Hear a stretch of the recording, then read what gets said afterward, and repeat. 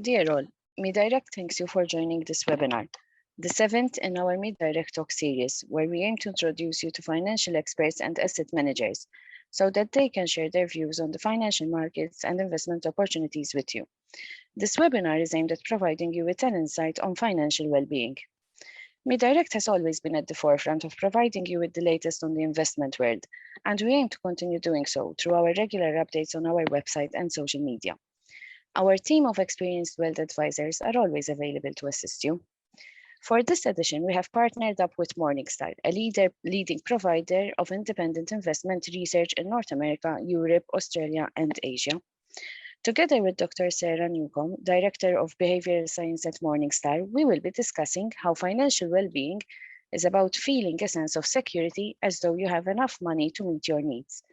It is about being in control of your day-to-day finances and having the financial freedom to make choices that allow you to enjoy your life. Following the presentation, we will also be hosting a short Q&A session. Throughout the speech, please feel free to send us any questions you might have through the Q&A function that you can see at the bottom of the screen. Sarah, over to you.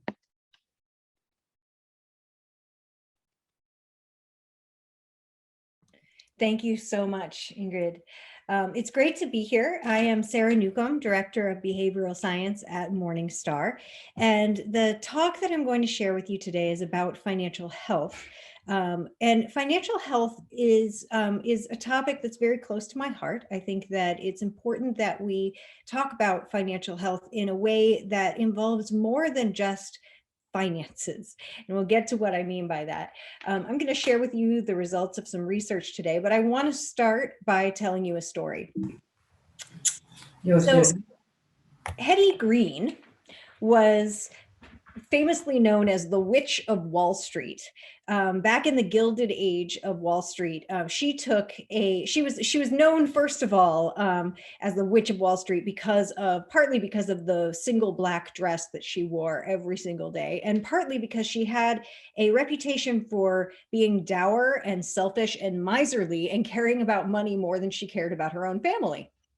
So Hetty, during the Gilded Age of Wall Street, when the Carnegies and others were building their empires, Hetty took an inheritance of $5 million, a great deal of wealth back then, and turned it into more than $100 million through smart investments and tight-fisted money management.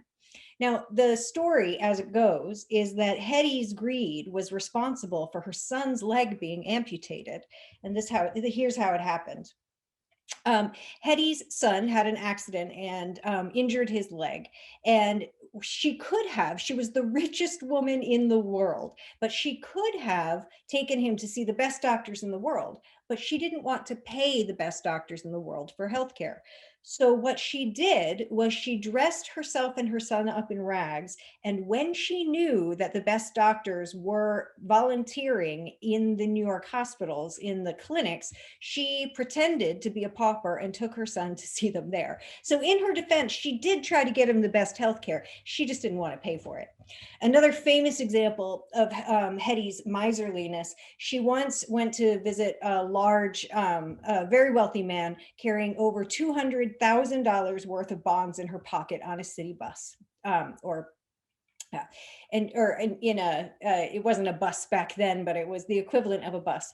And he said to her, that's very risky to carry that much, essentially that much cash on you. And she said to him, well, you may be able to afford to rent a carriage, but I cannot. So here she was, the richest woman in the world, and she thought it was extravagant to hire a cab. So why do I tell you about Hetty? Well, because Hetty to me is a very vivid example of someone who had plenty of money, but was still not what I would consider financially healthy. She was the richest woman in the world, but she lived like a pauper until her death. She never enjoyed the wealth that she had, and she never relaxed with the wealth that she had. And so can we truly call someone who is wealthy, but still full of stress and anxiety because of fear of losing their money? Can we call someone who's wealthy, but unwell financially healthy? I would say, no, we can't. And so we really need to ask the question, what is financial health really? Is it just financial security, or is there something more to the story? So there is something more to the story, and I'm going to detail some of what that is. Here's what we'll talk about today. We'll define what is financial health, the definitions, the drivers, some of the solutions to help you create more financial health in your own life and your own mind. And actually, the beginning of financial health, what it boils down to is very, very simple. There's a list of very simple questions that you can ask yourself right now that can help you get a gauge on how financially healthy you currently are. I'll tell you how to use the answers to these questions in a few minutes. But first of all, just answer these questions to yourself right now. When you think about your money, how far ahead do you tend to think and plan? Is it weeks, months, years, decades? What's your mental time horizon when you think about your money? How far ahead do you tend to think and plan? And when you think about your life in 10 years, how clear and detailed is your mental picture? When you think 10 years down the line, can you see details? Do you have an idea of where you want to be, how you want to be living, what your financial situation will be in 10 years? Or is it a very, very blurry picture with just a few details? Or is there not even any picture at all? What is your mental picture like 10 years from now? How often do you compare yourself to other people financially? Is it multiple times a day? Maybe almost never? How often do you find yourself looking around and comparing yourself just a little bit with those that either that you think have more than you, or those that you feel you're more fortunate than? How often does that happen? And do you believe that you control your financial destiny, or that external forces have more of the control over your financial future? Where does that weigh out? So now these 4 questions, I'm going to show you results of several studies over a couple of years that we did at Morningstar. We asked many hundreds of people these questions, and we looked at how the answers to these questions correlated with their financial stability and their emotional state when it came to their finances. And I'm going to show you the results of those studies. It's pretty interesting. First of all, this was how it broke down in terms of time horizon. How far ahead did people tend to think and plan? Well, you can see that about 70% of people are thinking a few years ahead or less. 33 and 36% together. Only 30% of people are thinking more than 10 years ahead. And really, it was a very small chunk of people that had ever really sort of thought out their financial plan to an ending point, who had ever really mapped it out. And so this was not surprising, but it is important to understand that this is how most people are thinking, is a few years ahead at most. But then when we looked at how much people had saved up according to these time horizons, a really interesting story starts to unfold. And we start to see that there's the people that were thinking less than a year ahead tended to have about $20,000 saved. And the people who were thinking far, far ahead, who had already thought it toward the end, had more than 20 times that amount saved. It was a really interesting, almost linear relationship, with almost $20,000 being added for every year ahead that people were tending to think and plan.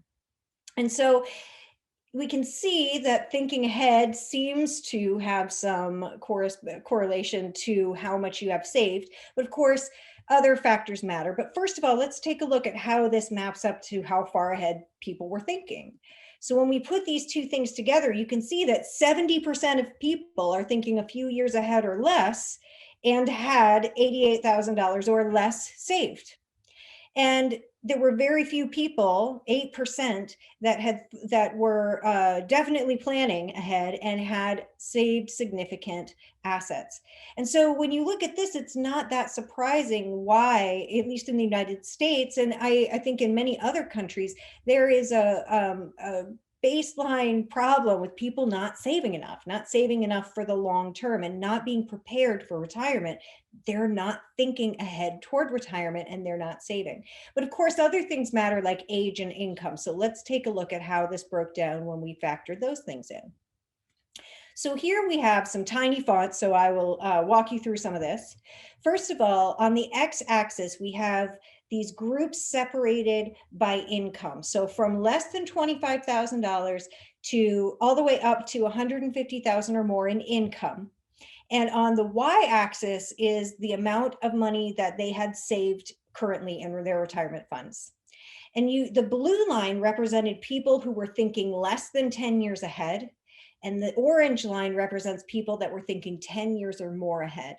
And you can see that in every income group, people who were thinking farther ahead had saved significantly more. And yes, as people earned a higher income, they did save more in both groups, but it looks like income matters, but mindset seems to matter more. And in fact, this relationship of the people that were thinking farther ahead, having saved more for retirement, having amassed more resources, more assets for themselves, this relationship still remained significant even when we controlled for age, income, education, and gender.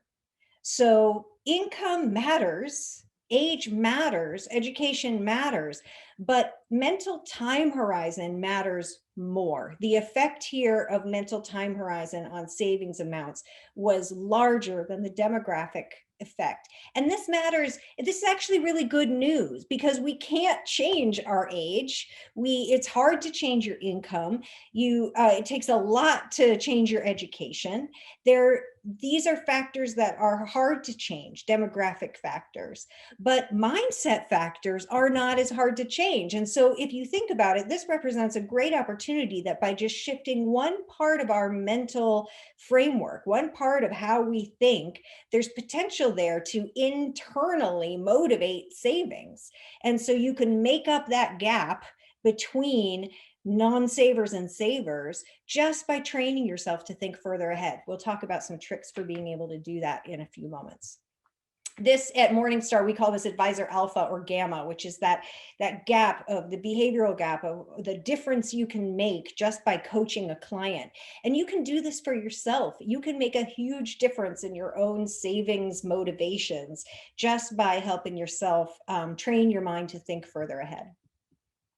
Next, we looked at that question about where you feel like the control in your financial life is. Do you believe that you are in control of your financial destiny, or do you believe that external factors have more control over your financial destiny than you do? And this was pretty much how it broke down. As psychologists, we call this a locus of control. And an external locus of control means that you believe external forces have control in your life. And an internal locus of control means that you believe that your willpower and your own choices have the locus of control in your life. And so a strong majority of people, when asked to just choose between external or internal, said, no, I believe my choices have more effect over my financial destiny than fate or God or chance or circumstances do. But when we allowed people to answer on a spectrum, you can see that it's a mix. Most people think it's both. A little bit more internal, a little bit more power of choice kind of mentality, but there is a spread in how we feel about this. So then we wanted to find out how this mental factor, locus of control, was affecting how people felt about their finances. And something interesting happened. So I want to first explain what you're going to see here. On the x-axis, again, we have the same income groups from less than $25,000 up to $150,000 each. So income groups go along the bottom. But what's happening on the y-axis here is this was people's emotional experience with money. And so we asked them over the last 6 months, how often did you feel the following emotions with respect to your money? And we asked them about joy, peace, satisfaction, and pride. How often did they feel those with respect to their money? And for each one of those, they could answer on a scale from almost never to almost always. And they would get a score, and we added them all up to get their positive emotion score. Then we asked them about 4 negative emotions: anger, sadness, fear, stress, and helplessness. How often in the last 6 months had they felt those emotions with respect to their money? And they got a score for each one of those, which we added up. Then we subtracted their negative emotions from their positive emotions to get a net emotional experience. So a 0 on the y-axis represents someone who had just as many positive emotions as negative emotions. They were feeling positive as frequently as they were feeling negative, and it's basically neutral. It came out as a wash. Those, if their response is more than 0, it means that they were experiencing more positive than negative emotions, and vice versa. If their score was negative, it meant that they were experiencing more of the negative emotions than the positive emotions with respect to their money. So that's what this graph means. So we're going to look at emotional experience by income group and by whether they believed that they control their financial destiny, or their financial destiny was destined. And you can see that the green here represents the people who believe that they are in control of their financial destiny. And the orange represents the people who believe that their financial future was dictated by external forces, and they don't have much control. And what you can see is that in every income group, the people who believe they are in control, even when they weren't earning very much money, were experiencing mostly positive emotions when they thought about their money. And in every income group, those who did not feel that they control their own financial future were experiencing more stress, more helplessness, more fear, more sadness than they were experiencing joy, peace, satisfaction, and pride. And so it's interesting because, yes, there is a general trend upward, that as income rose, the emotional experience rose as on the group as a whole. But when you split it up by this mental factor, you can see a really interesting story that, yes, income matters again, but mindset mattered more. Whether you believe you're in control, you're in the driver's seat of your financial future, can make a huge difference on your emotional experience with money, regardless of your income. And that's a pretty powerful thing to know, that you can feel better about your own financial life by focusing on how you can feel in touch with the control that you do have in your own financial life. How do you start to think about that? We'll talk about that too. So lastly, we looked at how people compare themselves to others. So I had asked you in the beginning the question about how often do you find yourself comparing yourself to other people financially? So we asked people how often they compared themselves to others financially. We also asked them when they compared themselves to others, were they comparing themselves with people they thought were doing better than they are, or with people who they thought were not doing as well? So were they looking up or down the economic ladder? And we asked them who they were comparing themselves with. And the answers told an interesting story as well. People who compared up the economic ladder, which was most people in most income groups, were still comparing themselves up the economic ladder. So most people, when they compare themselves financially, they're looking, the Joneses that they're comparing themselves to, they think are doing better. And we found that not only do most people compare up the socioeconomic ladder, but those who compare up save less, spend more. They tended to carry more debt. They were more likely to report being overwhelmed by their debt. They were less likely to have an emergency fund. They were more likely to report stress. They had lower financial satisfaction, and they were far less likely to feel proud of their own financial situation. So comparing up the socioeconomic ladder is clearly associated with lower financial well-being. And yet most of us are comparing up the ladder. So we have to ask ourselves the question of whether that's a really good practice to keep doing, or if there's a healthier way for us to make social comparisons. So again, when I start talking about what to do about these things, we'll talk about how you can work on this part of your mindset as well. But so again, looking at the same emotional experience factors. And here you've got joy, peace, satisfaction, and pride are the positives. Anger, helpless, sadness, and fear are the negative ones. And we have, again, on the x-axis, our same income groups. And here, the lighter line represents people who tended to compare down the socioeconomic ladder. When they were comparing themselves with others financially, they tended to compare to people that they thought were less fortunate than themselves. And you can see that in every income group, those who compare themselves with the less fortunate were experiencing more positive emotions than those who were comparing up the ladder. So again, income mattered. There is a general positive trend, but mindset mattered well as well. So then something really interesting came out, which was that when we looked at who people are comparing themselves to, this was fascinating.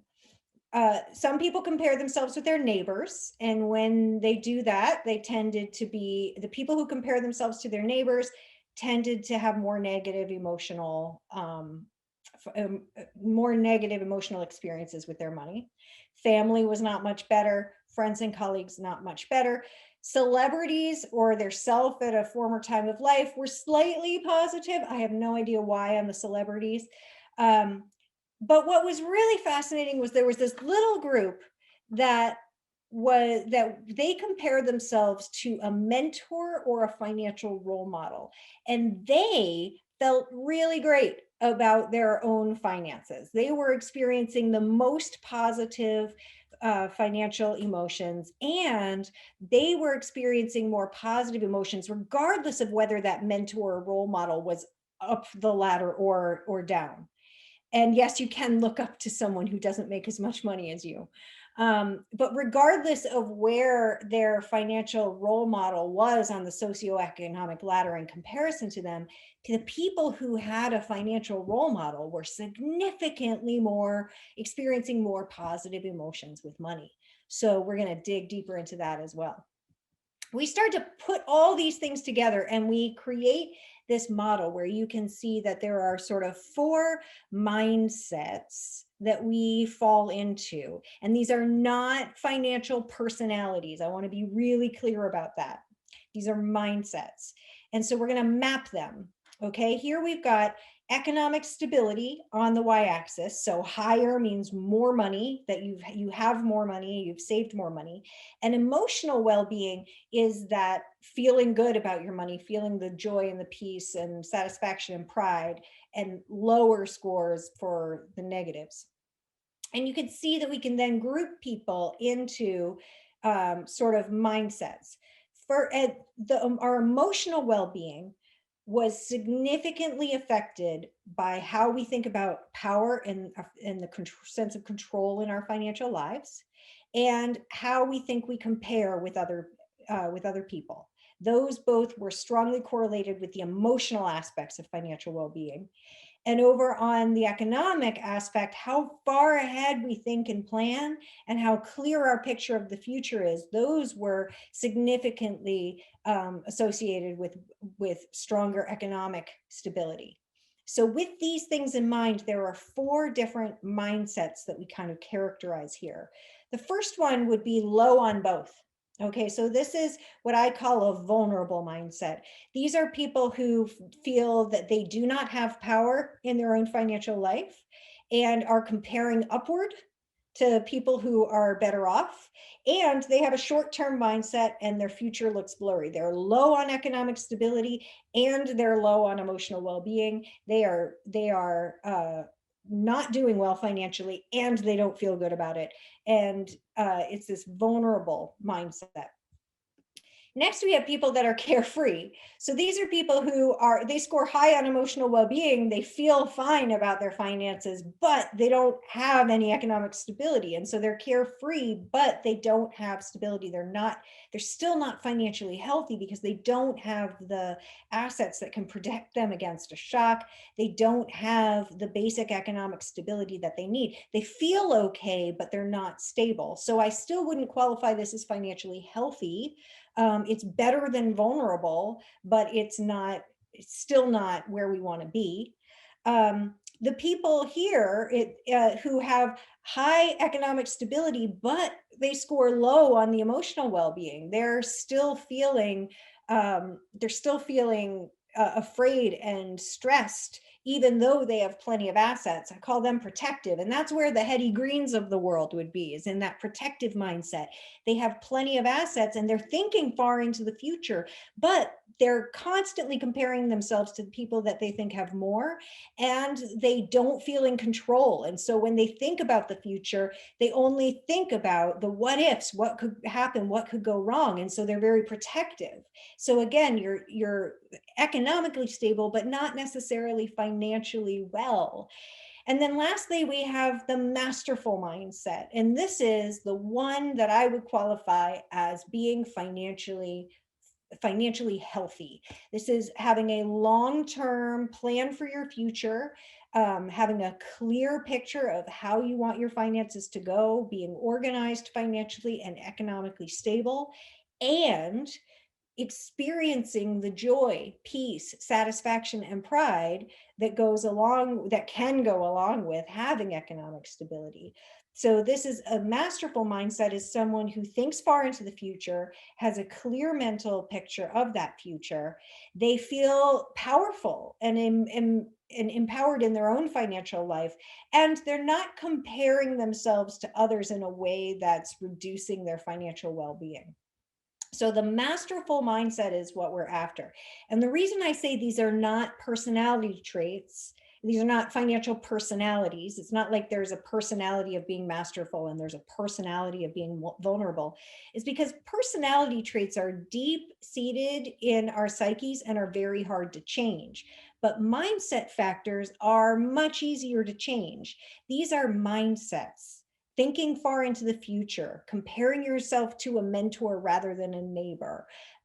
These are things that we can change about our mindset that can lead to being healthy financially. And so that's where this differs from personality, because personality is who you are.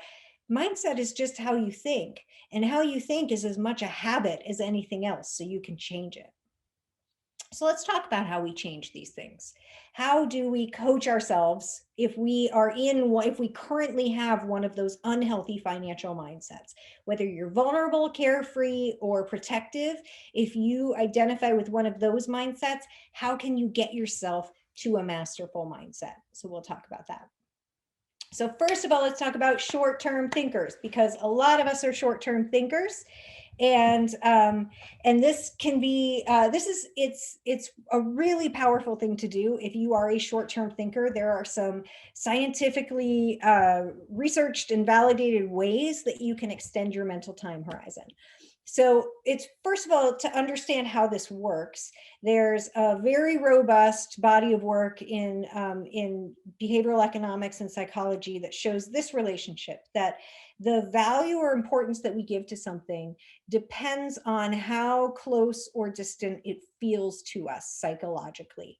And psychological distance has a few different dimensions.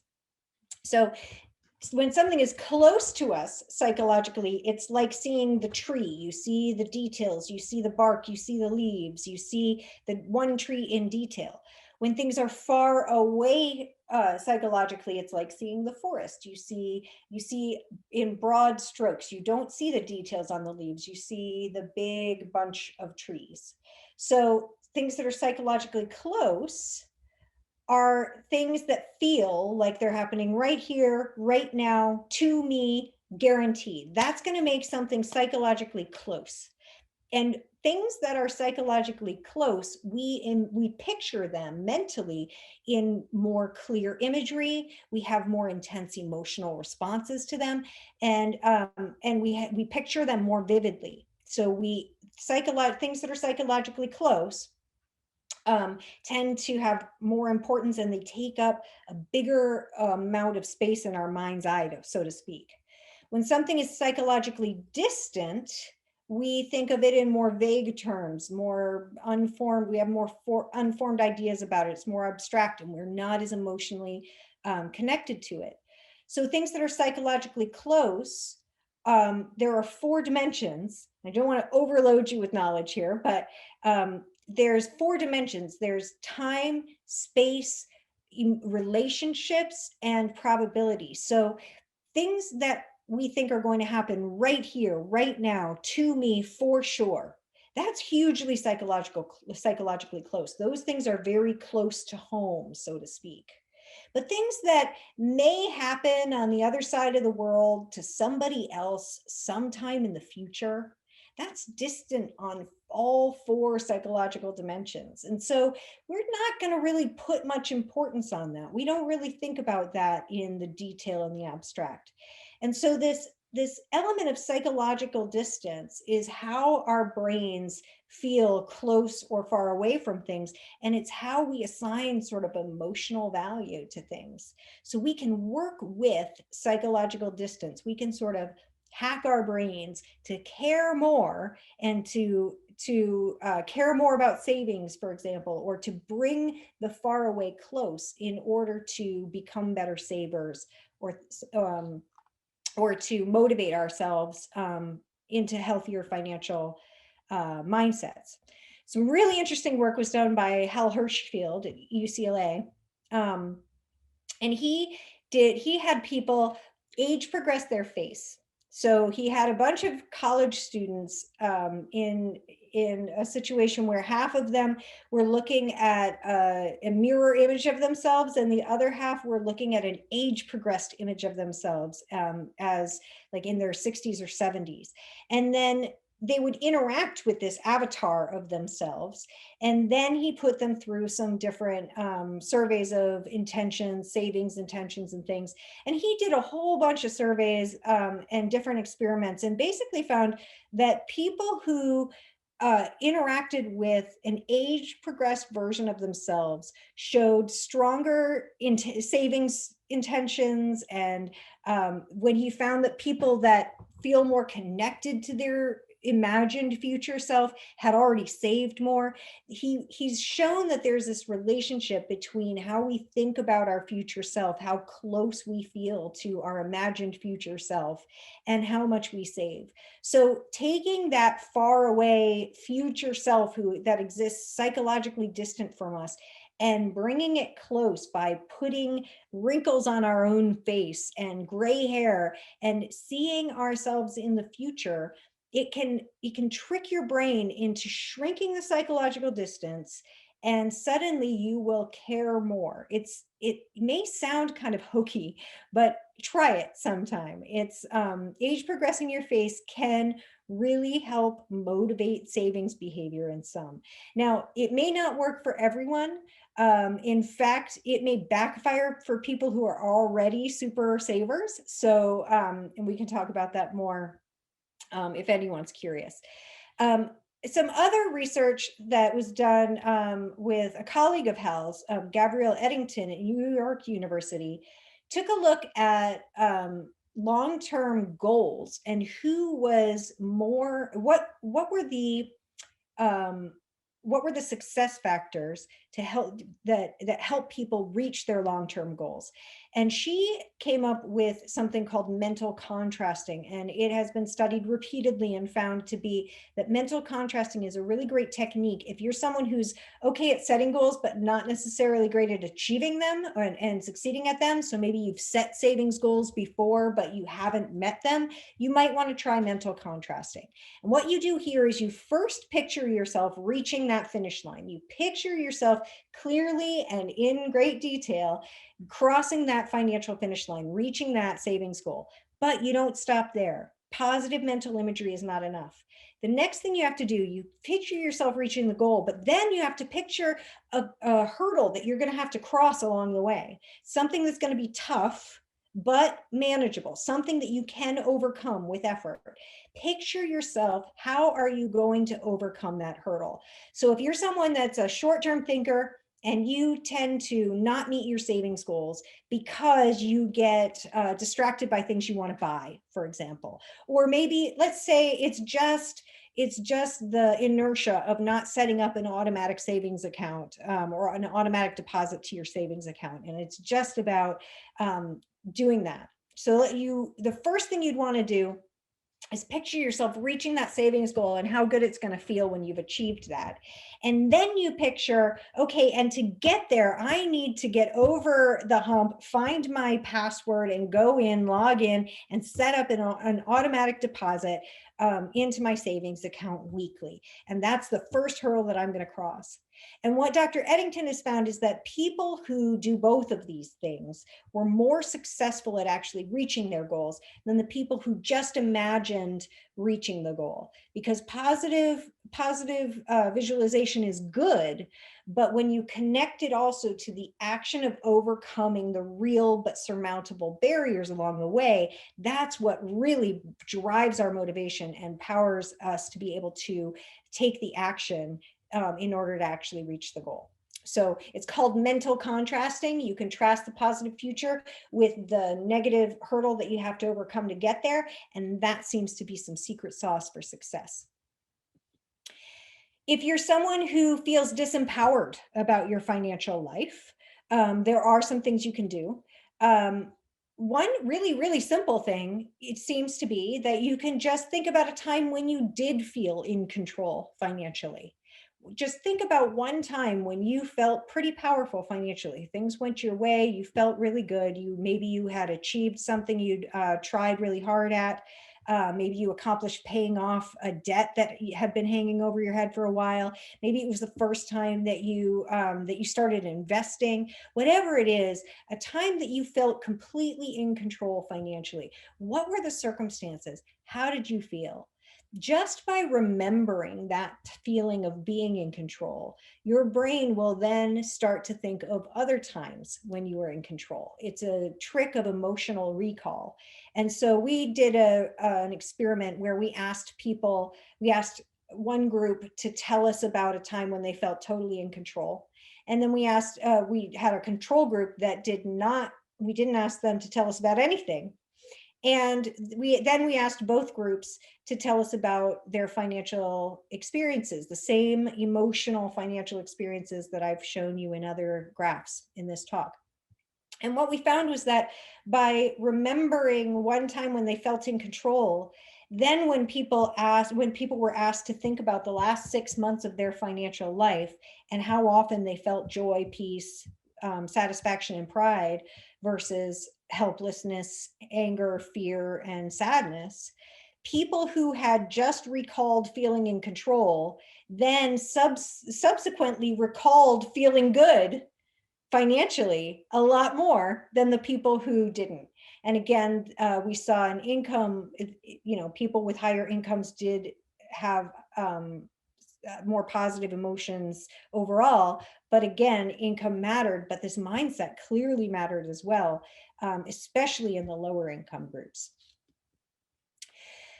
There is something, though, when it comes to being disempowered that there's a caveat that's really important to understand and to be gentle with yourself and others. And this is because there is a real phenomenon in psychology called learned helplessness. And there was a study done in dogs back in the 70s where one group of dogs was put into electrified cages where the floor would have an electrical zap at random moments. And so there were a bunch of these cages and a bunch of dogs, and half of the dogs were put in cages where there was a button they could push that would open the door and they could get out of the cage. And the dogs that had the button, that were given control over their environment, they learned that they had control and they would turn the thing off and get out of the cage. The second group of dogs was also zapped, and there was also a button, but it didn't do anything. So they learned that they did not have control over their environment, and their response was just to sit down and give up. Now, that's not that surprising. It's cruel, but it's not that surprising. The next thing they did was they then put all these dogs into cages where they did have control. All of them now were in a situation where they could push a button and get out of the box. And the dogs that had learned that previously that they had control, they pushed the button, they got out of the box, they left, they were fine. But the ones that had previously learned that they did not have control over their circumstances, when they were then put into a situation where they did have control, they still believed that they didn't.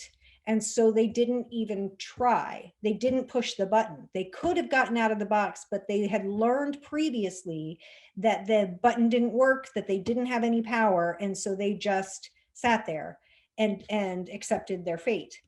And what was really sad is that people had to physically move their legs to show them that they could move, they could push the button, they could get out. And they didn't have to do it once, they had to do it repeatedly. And this is a very vivid illustration of what is known as learned helplessness. That when people are in situations, this in the lab situation, it was dogs, but there's been later research, and this does generalize to humans, that when people are in situations where they don't have control, they learn that they don't have power. And then even if that situation changes, you can still have a belief that you don't have power. And it can still, this learned helplessness, the learned from lived experience, you believe you don't have power, and so you don't think you can change your circumstances. It can persist even when the circumstances change. So if you have ever been in a situation where you didn't have control, it may be perfectly reasonable to feel like you still don't. But we have to be able to update our beliefs. You have to be able to revise. And so one of the things that you can do to help, if you personally feel like you suffer from learned helplessness, or if you know someone that maybe is struggling with feeling disempowered, even though you might look at their situation and say, you could change your situation. How come you don't think you can? There are ways to work with learned helplessness, but it takes patience, it takes time. Try to remember the people having to move the dog's legs. Like, you need help once you've been once your spirit's been broken. It can be hard to get out of that on your own. So, not to be too much of a downer, there is help for those who feel disempowered. I wrote my book Loaded with the disempowered in mind. There's a whole chapter on money management that is really crafted to help bring that locus of control inward and help people to feel and identify where they do have power in their financial life, and how to start to claim that power and use it, use their resources to meet their needs. So I do suggest my book for people that are disempowered, and also any other readings on locus of control and financial empowerment, personally think are great. Again, with social comparisons, I think this is something that's really fascinating. And I just want to, in the last couple minutes, talk about how we can make our social comparisons healthier. So we can't, as humans, not compare ourselves. It's something that we do by nature. We're constantly looking to see where we fit in, how we measure up.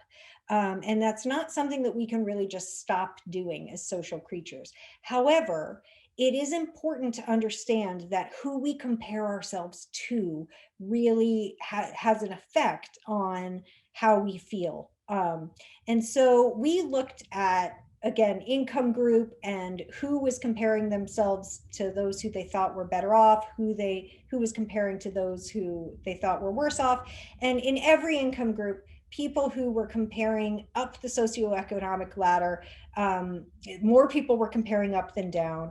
And it was associated with feeling worse. People who made upward comparisons were not as happy financially as those who made downward comparisons. But there was the group here that really was healthy was the one that compared themselves to a role model. And the difference here is really critical. A role model, comparing yourself to a role model is really different from just comparing yourself to your neighbors or a family member or someone you think who's doing better. Because making a comparison with someone, one of them is an evaluative comparison. You're saying, do I measure up right now? And if you're looking up the economic ladder and saying, do I measure up? Then the answer is no, and you're not going to feel very good about that answer.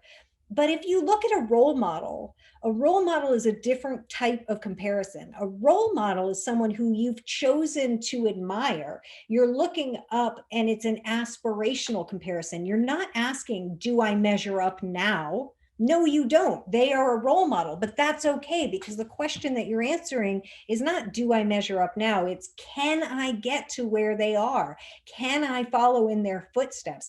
Can I let them be a guide on my path? And that's a really different kind of comparison. And that kind of comparison seems to be associated with feeling good about ourselves. So having a role model rather than just a model for comparison is really different. So if you can, find someone who you admire financially, not necessarily because they have all the stuff, but find someone whose life you admire, who has the contentment that you want, and then ask yourself, how can I be more like that person, just a little bit financially? That is the kind of financial comparison that can help you be healthier rather than drain your financial well-being. And in all of these research studies, we found that demographic factors were not as weighty as the social factors. Who you compare yourself with, how often you compare them to yourself, are they better or worse off, and where you see yourself on the socioeconomic ladder. Those things mattered more than income, age, education, and financial literacy. So again, income matters, mindset matters more. Pay attention to how you think. So again, mentors are great. Every other kind of comparison is problematic. And people, we did a little intervention with people to have them choose a financial role model. And they took 2 minutes to think about somebody and write down something that they admired about them financially, and one way that they could be just a little bit more like them. Seriously, 2 minutes. And they had greater confidence in their ability to reach their financial goals as a result. And they had a greater sense of personal control over your financial future. So this is a really simple thing you can do that can boost your financial health incredibly, especially when you consider it's an investment of 2 minutes of your time. So thank you so much for listening to me. I know that that was a lot to take in, a lot of research, but I think that it's really important for us to understand that financial well-being goes beyond economics. It goes beyond how much money we have, and it's how we feel about the money that we have. And there are ways that we can shape our mindsets to be more masterful. And not only can we feel better in the immediate short term if we change our mindsets, but those mindsets themselves can lead us to being more economically stable in the future. And now I would like to jump back to Ingrid, and we can open up for Q&A. So Sarah, while you were giving us this interesting speech and obviously quite a lot of information and useful information, we did have some questions that started coming through. So the first question, it came from an advisor's perspective. However, it can apply to all of us. The question is that we do meet other people or clients who are very long-term thinkers, and in reality do not really know how to enjoy their wealth. They worry too much, spend quite a lot of time looking at how their portfolio is doing, check that every interest and dividend payment came in on time, etc., etc. How can we help such friends, people we know, clients? And is it something that we can help them change? Is it a mind frame that we can help? Yeah. So again, I mean, these are the worried wealthy or the protective mindset. And so there's a couple things I would say there. First of all, in the protective mindset, what's happening is they're long-term thinkers. But they're probably lower on that locus of control. They probably feel more afraid of how external things could happen. And so people who are protective of their wealth, generally, they're thinking far ahead, but they're thinking, well, what if this? What if this? What if? And so if these are the people that are what ifing themselves into a corner, and they're terrified all the time, because we can scare ourselves. There's no amount of money that can stand up against what ifing. So one of my mentors and role models says, you have to learn how to turn the what if into a so what. And it has to do with being able to believe that no matter what comes your way, you're going to be okay. What if it all came crashing down? What if you were left with nothing? What if? Let's just talk about that. Okay, what if? What would you do? And sometimes it's really useful to go through the mental exercise of saying, okay, if it all went away, if the market crashed, and if you were left with nothing, how would you start to rebuild?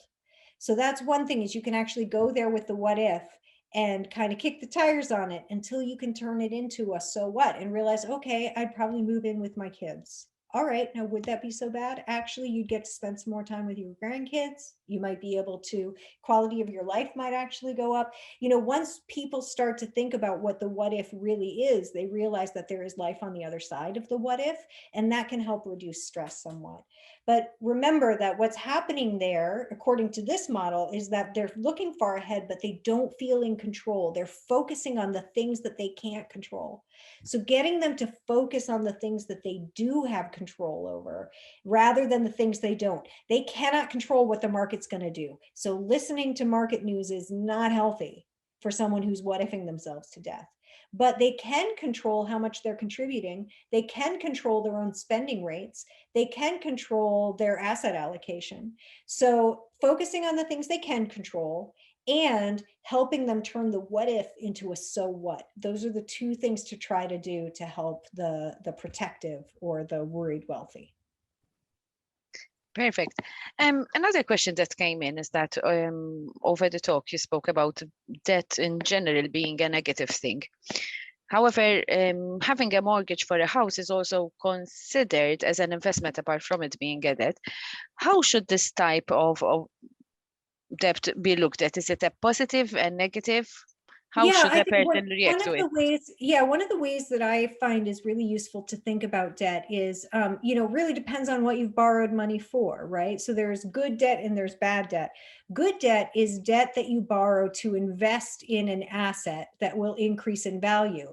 And this is one of the reasons why things like debt for education or for real estate are often, they don't hurt your credit score. The interest is sometimes tax deductible depending on the regulations where you live. But it's seen as good debt by financiers because when you're borrowing money to buy an asset, to buy something that will increase in value or increase your income potential, that is an investment. It's a debt investment.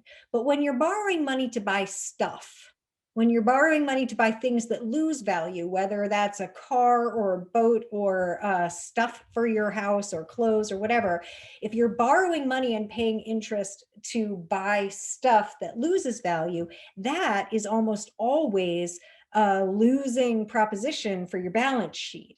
And so consumer debt is the kind of debt that we want to avoid. But investment debt that helps you increase your income potential or increase or add assets to your balance sheet, that's the kind of debt that can be productive. Perfect. So another question from one of the people who joined us today. So if I understand this well, you are referring mostly about the mindset to enhance your savings capacity. What and how can you improve your mindset when investigating such savings? So I think, well, when thinking about savings, first of all, you want to have a long-term mindset. And so if I'm understanding the question correctly, you're asking, when you're looking into savings products, how can you have a good mindset for that?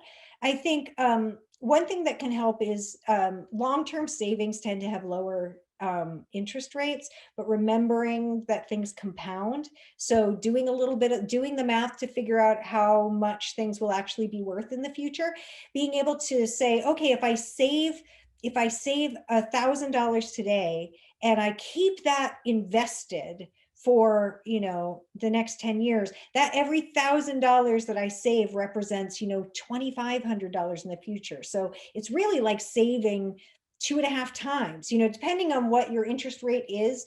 You can imagine you're saving the amount that you're going to have later. So you're not saving $1,000, you're saving every 1,000 you put in savings is actually 2,000 that you're going to spend later on, So thinking of it in terms of the long-term value rather than today's value can help motivate that. But generally, just imagining the future in detail, it puts a little fire in your belly. It's hard to explain how it works. I started my whole financial journey as a very short-term thinker, and I've done the age progression with my own face. And as weird and uncomfortable as it was in the beginning, I've never been more desperate to save. And I've really changed from being a short-term thinker to a long-term thinker. And it's really a powerful trick. Once you start thinking in the long term, you're going to find that savings is something that you really intrinsically want to do because you care about the future that you're walking into. So another question. So would a protective mindset tend to manage more their funds and their own portfolios? Whereas would then the masterful mindset entrust more his or her funds or portfolios to an advisor or a family office? I Oh, think that's a it's more really of a good question to question. understand. Yeah, I think it's a really good question because I didn't look at that, but that would be a fascinating follow-up study. I mean, if I had to wager a guess, I would say, yeah, maybe. I mean, even people with a protective mindset will often have financial advisors, but whether they take the advice is another thing. Yeah, I mean, it would stand to reason, right? If I had to hypothesize, I would probably say that hypothesis. I would think it, yeah. But you don't know until you have data. So, and I can't answer the question, but I would imagine that, I would guess that, yeah, if you had a masterful mindset, you might be more willing to let others guide you, but you would still be at least a little bit, you'd want to scrutinize who it is that you trust, but then you would trust. So I know we're close to the time, but if you'll allow me, we have another two questions, Sarah, that came in. So it's difficult to convince your children or your partner or a friend the importance of saving and investing. Any tips on how we can help them to start thinking on the importance of doing so? We always say it's never too early or too late to start saving. Yeah, I mean, it's hard because changing your own mindset is hard enough, even when you want to. Then trying to get someone else to change their mindset when they haven't even decided they want to, it can be really difficult.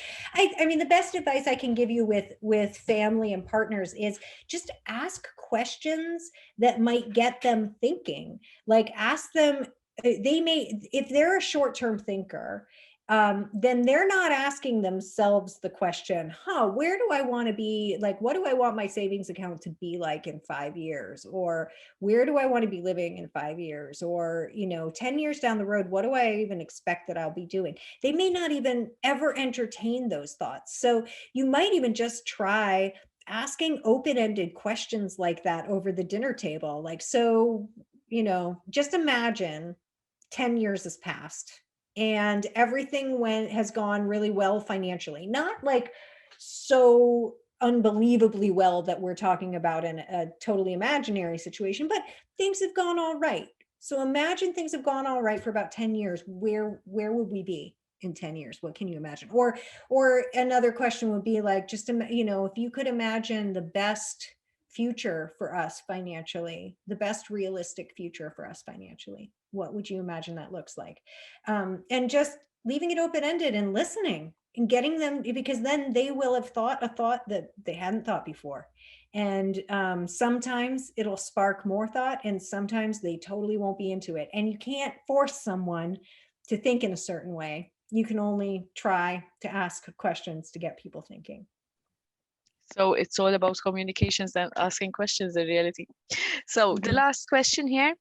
In the last few years, we saw financial products becoming even more complex. As a result of default of some products, led to investors being less trustworthy of the investment world. So how can investment behavior be improved in this regard while such behavior endorses trust in the financial system? What can I think the industry in general do to help people start realizing once again that, yes, we had some defaults, but that isn't the norm? Yeah, I mean, it's an interesting thing because the financial marketplace is really complex and there's a huge asymmetry of information where the people who create the products know a lot about how money works and the people who buy the products often don't. And so, and generally regulation in the free markets is under the principle of caveat emptor, or buyer beware. So the onus is really on us as consumers to understand the products that we buy. And so I think the best thing that we can do as consumers is, what I think buyer beware really means is, buyer, know yourself. Know if you're an overspender, know if you're a short-term thinker, and know that which products are maybe designed to take advantage of that, and stay away from them. You have to protect yourself, because the marketplace isn't necessarily going to protect you. As far as what can the industry do, I think just financial education. I don't think it serves anybody very well in the long term to have so much asymmetry of information, where there's so much complexity in financial products and so much of a lack of knowledge when the people are buying it. I don't think that works really well for anybody long term. So I think on both sides, consumers need to get themselves educated, and we need to know ourselves, and we need to know the products. And I think the financial industry could do a lot better job of being more, not just transparent in terms of putting out really dense terms and conditions on products, but really speaking in plain language. What is this product? Who is it for? Who might not actually be served well by this? And trying to create a better match between the seller and the customer, so that financial transactions are mutually beneficial. Perfect. So that brings a conclusion to our Q&A session as well. Sarah, I want to take the opportunity to actually thank you for your time today. It was a very, very interesting presentation. I hope we do more in the future, because I'm sure there's even more things that we can explore and discuss. And obviously, this type of education and insight helps all of us. I would also like to thank all of you who actually joined us today. Please do remember that if you have any questions, our team of advisors are here to assist you.